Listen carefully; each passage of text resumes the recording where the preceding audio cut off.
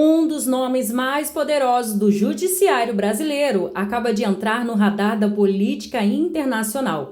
O ministro Alexandre de Moraes pode ser alvo de sanções por parte de um eventual governo Trump. A informação foi divulgada por um ex-deputado brasileiro e começa a ganhar repercussão nos bastidores de Brasília e de Washington. O que está por trás dessa movimentação? E quais são os impactos políticos e institucionais dessa possível ofensiva contra um membro do Supremo Tribunal Federal? Os detalhes você confere agora. Mas antes, já se inscreva no canal, deixa sua curtida e também já vai deixando o seu comentário. Assuntos internacionais, o conselheiro de Donald Trump, Jason Miller, se juntou a Elon Musk nas críticas recentes ao ministro Alexandre de Moraes do STF. Miller afirmou no último domingo que o magistrado é a maior ameaça à democracia no hemisfério ocidental.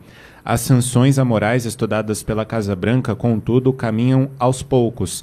Isso porque o texto é analisado por 4 departamentos dentro do próprio governo dos Estados Unidos. Essa informação é de Paulo Capelli, do portal Metrópolis. Por se tratar de uma questão diplomática, a Secretaria de Estado, comandada por Marco Rubio, precisa emitir um parecer. Quando o senador Rubio afirmou que o bloqueio da rede social X por Moraes era uma manobra para minar as liberdades básicas no Brasil. Chefiado pelo coronel Mike Waltz, o Conselho de Segurança Nacional também opinará sobre o tema. Waltz é crítico da China e tem restrições a governos que mantêm proximidade com o país, como é o brasileiro. Como a sanção a Moraes envolveria bloqueio financeiro ao ministro, o Departamento do Tesouro dos Estados Unidos tem sido consultado. O Conselho da Casa Branca, responsável por aconselhar juridicamente o presidente dos Estados Unidos, completa a lista dos departamentos envolvidos. Só após cada área emitir seu próprio parecer, seja dando aval, pedindo ajustes ou refutando o texto, o conteúdo deve chegar às mãos de Donald Trump, já com a posição de cada órgão. E aí caberá unicamente ao presidente dos Estados Unidos dar a palavra final sobre o assunto. Recentemente, em busca de mais informações, integrantes da Casa Branca entraram em contato com o deputado licenciado Eduardo Bolsonaro e com o jornalista Paulo Figueiredo para fazer perguntas sobre a atuação do ministro Alexandre de Moraes.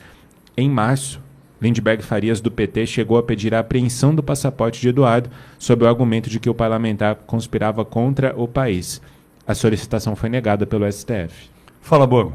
A Casa Branca pedindo informação para o deputado perseguido pela ditadura, mais votado do Brasil, filho do presidente, Eduardo Bolsonaro, e para o Paulo Figueiredo. Essas serão as fontes para a Casa Branca. Pitoli, virá uma bomba, né? Virá uma decisão, vamos dizer assim. E com detalhe, Bogo, a gente sabe no bastidor que a bomba não vai parar por aí. Certo? Não é uma bomba só que tem para explodir. Aí, nesse caso, entre todas as aspas. Não é TikTok, não é 40, não é nada disso. Não. Não tem esse negócio, mas vai estar. É que, gente, pensa comigo. O passaporte do Felipe Martins foi adulterado. Os Estados Unidos já sabe quem é a autoridade. Inclusive era um brasileiro naturalizado americano e tal. Coincidência ou não estou imputando nada nesse sentido. Uma coincidência. Parece que o delegado, o Shore, da Polícia Federal, estava nos Estados Unidos naquele período.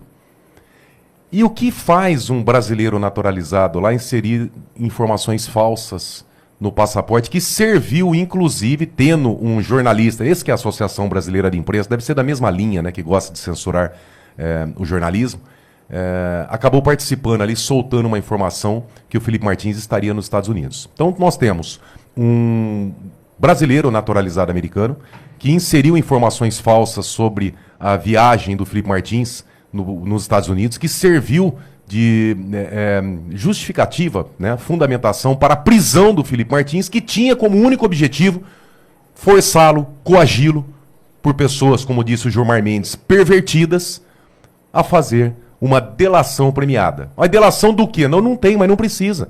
Nós vimos no Coronel, no CID, né? Aonde eles iam lá 9 vezes, até ele falar o que as autoridades queriam. Até ameaçar o pai, a esposa, a filha mais velha. O próprio juiz, né, participando da colaboração premiada, que não pode, ou é o delegado ou é o Ministério Público. Mas enfim, é ditadura. Ditadura não tem respeito às regras, não tem respeito às normas. Eles podem lá, os ministros do Supremo, do STJ, no evento da OAB lá em Madrid, eles podem falar o que eles quiserem, porque eles fazem o que eles quiserem por enquanto. Por enquanto. Porque inserir informações falsas, imagina na questão de imigração dos Estados Unidos, que envolve segurança nacional. Do mesmo jeito que essa pessoa, esse brasileiro naturalizado americano, burlou o sistema americano, eles poderiam burlar com terrorista lá. Terrorista de verdade, né? Não isso que o Supremo fala que é terrorista, o homem do algodão doce, o pipoqueiro, não isso aí. Tá? Isso aí é safadeza. Tá? Terrorista. Eles poderiam burlar o sistema, colocando o povo americano numa questão de segurança nacional. Por isso vai dar problema. Virá. Tá? É uma questão de tempo. Não é se vai acontecer. Tem vai. um detalhe, Bogô, a questão da chegada da fala do Jason Miller, que seguraram aqui no Brasil, quando ele era CEO do Getter, da rede do Donald Trump. Quando ele era CEO do Getter, ele não era do governo americano. Seguraram ele aqui. A exemplo do que fizeram com o Sérgio Tavares. Entretanto, foi na saída do Jason Miller. Fizeram um interrogatório sem o auxílio, como você auxiliou o Sérgio Tavares. Fizeram um interrogatório em português. E o cidadão não fala português, o Jason Miller. Ou seja, ele foi humilhado, colocado numa situação onde ele não conseguia compreender o que estava acontecendo. E ele hoje é o principal homem, ou um dos principais aliados de Trump, próximos, conselheiro, é amigo do Trump.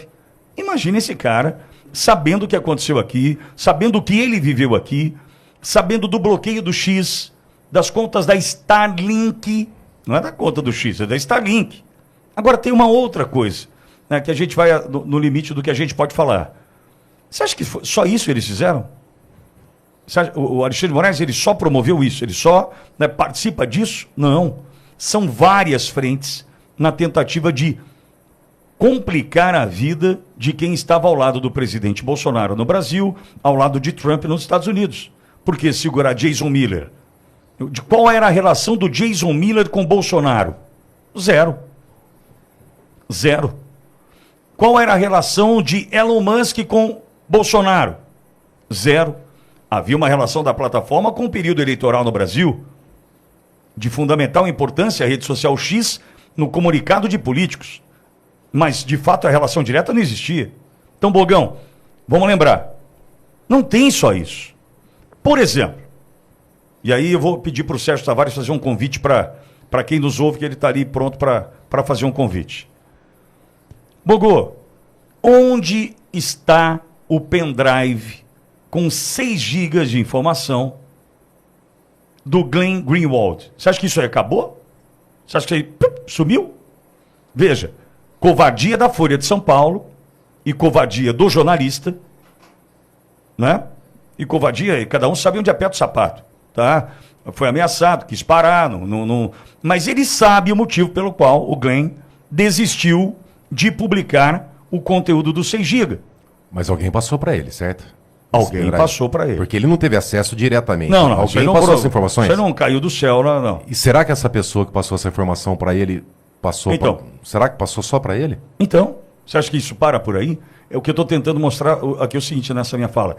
O Alexandre de Moraes, as decisões que foram tomadas ali, não tem só um caminho para ser tomado. Não é só uma coisa acontecendo. Não é só a morte do Clezão, não é só a prisão de inocentes, você entendeu? Vituali, as informações que o Glenn, que ele tem, tá? A primeira informação que ele deu já foi bombástica, né? A respeito da manipulação, usa a criatividade. Ele liberou quantos kilobytes ali? Certo. Nada, ele tem 3 linhas. Se ele foi, tá, ao que tudo indica, ameaçado para segurar, se houve covardia, imagina um jornalista que foi lá, o hacker da Lava Jato, fez todo aquele estardalhaço, tem um currículo, aí ele se cala. Imagina o que não rolou, a pressão que não fizeram para esse cara se calar. Porque é o nome dele, é a reputação dele. Não da Folha, porque a Folha, né, enfim, a foice. Mas desse jornalista é a reputação. Agora, imagina outro fato. Para fazerem essa pressão, para ele não falar, imagina o conteúdo do que não tem. Agora, seria muita inocência da nossa parte achar que só ele tem. Só o Glenn. Só ele recebeu. Vou mais longe. Vá. E se a pessoa que passou a informação para ele se resolver falar assim, ó, eu não vou mais passar para ninguém, eu vou falar. Existe a possibilidade. TikTok. Real possibilidade. Eu acho o seguinte, tá ficando divertido, mas eu sei que você, assim, né, como todos nós aqui, a gente quer resultado prático. Claro. Mas entenda, no domingo, Trump completa 90 dias de poder. Domingo, o cara completa 90 dias. E outra coisa. E olha só, o cara tá olhando para um todo. Né? E outra coisa. Esse problema não é um problema deles. Não. Isso é um problema nosso. Exato. Nós temos a esperança, nós cobramos, até porque eu falei isso lá atrás. Falei, eles ajudaram. A USAID ajudou aqui o mecanismo, então não interessa. São mecanismos americanos, eles têm que ajudar também, mas o problema é nosso. Não tem como a gente eximir o Senado, o Congresso, esses covardes que tem, tá, das responsabilidades e ficar também só esperando nos americanos. Nós temos que resolver os nossos problemas. Nós temos que cobrar dos nossos vizinhos, dos nossos amigos, dos nossos familiares para parar de colocar corrupto e canalha no Congresso.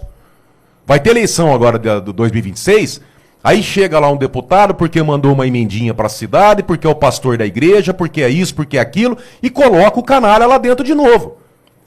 Então, enquanto o povo não fizer essa análise, pera um pouquinho, eu sei, mais uma vez eu falo, eu sei que é difícil, tá? Mas o político não vem de Marte. Não vê uma nave espacial aqui, desce, olha, esses são os políticos. Quem bota lá é o povo.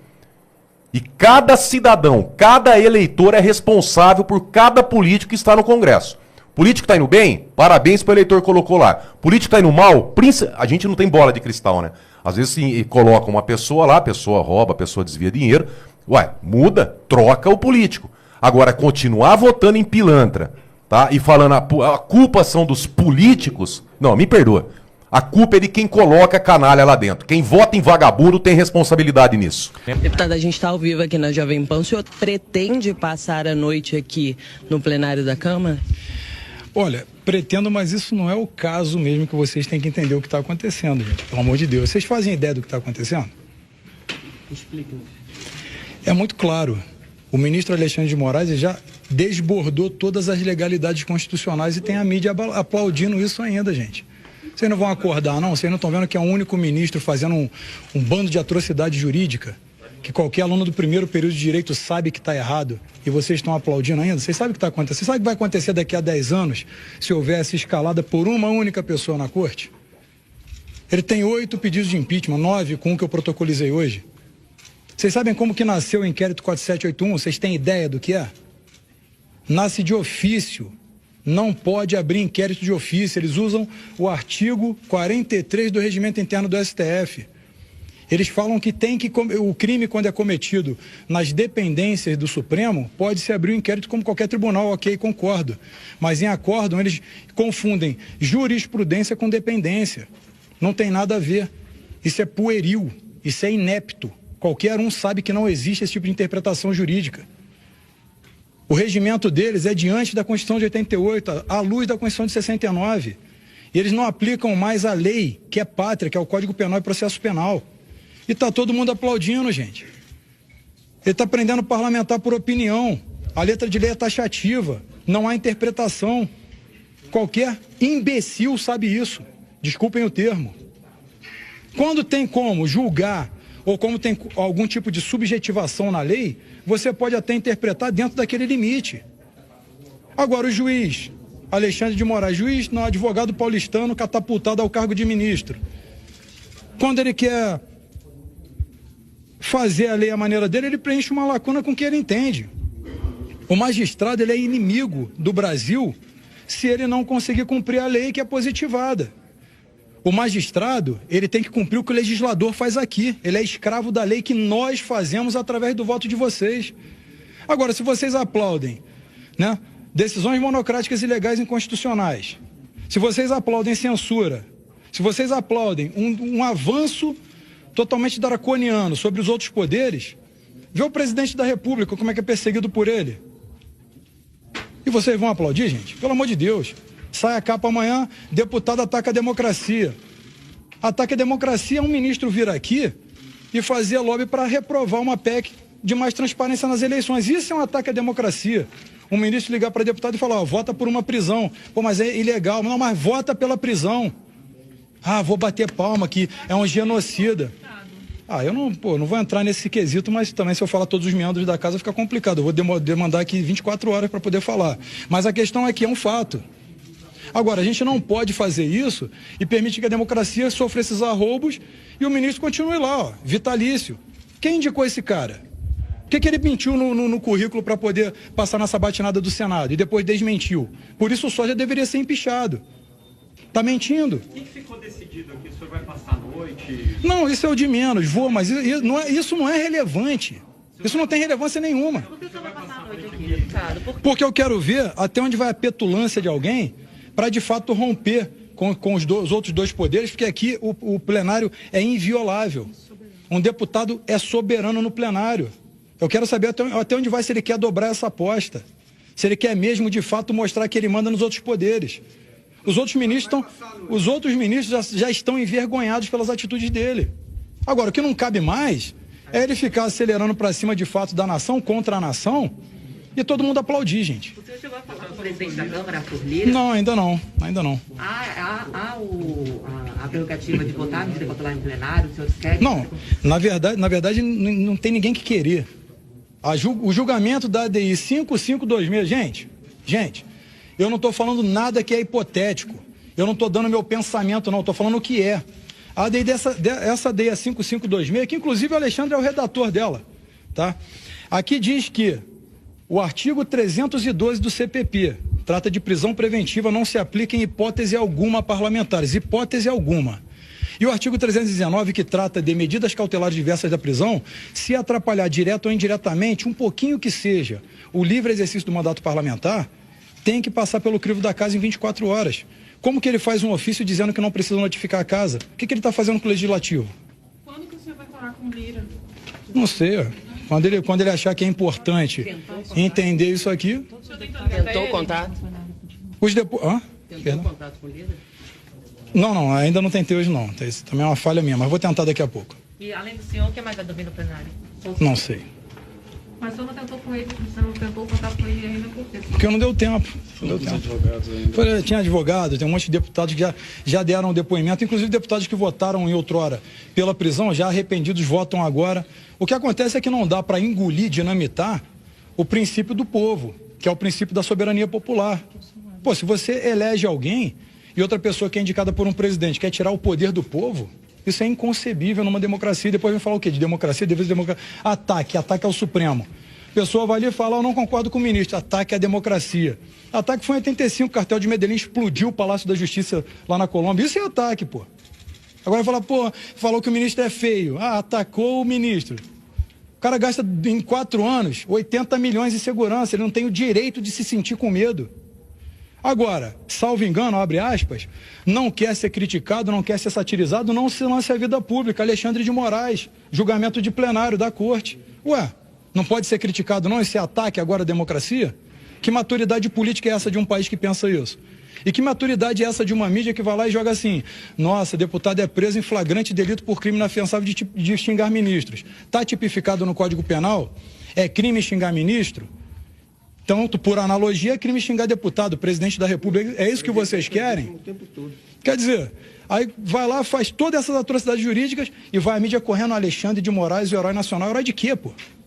Herói de nada. Então, eu estou sendo muito sincero para vocês, porque daqui 10 anos, nesse avanço, vocês vão estar pedindo, por favor, eu preciso de uma entrevista de alguém, pedindo autorização para um Estado totalitário através do judiciário. Não se enganem não que isso vai acontecer, tá? Tá, então agora o senhor vai dormir no plenário, vai esperar até amanhã para que haja algum... Bom, vou ficar enquanto tiver que ficar para ver o que eles vão decidir. Eu, né, se fosse eu o presidente da Câmara, evidentemente, né, tá lá no artigo 17, item G, do regimento interno da Câmara dos Deputados. Ele tem que guardar e salvaguardar as prerrogativas e imunidades parlamentares em todo o território nacional.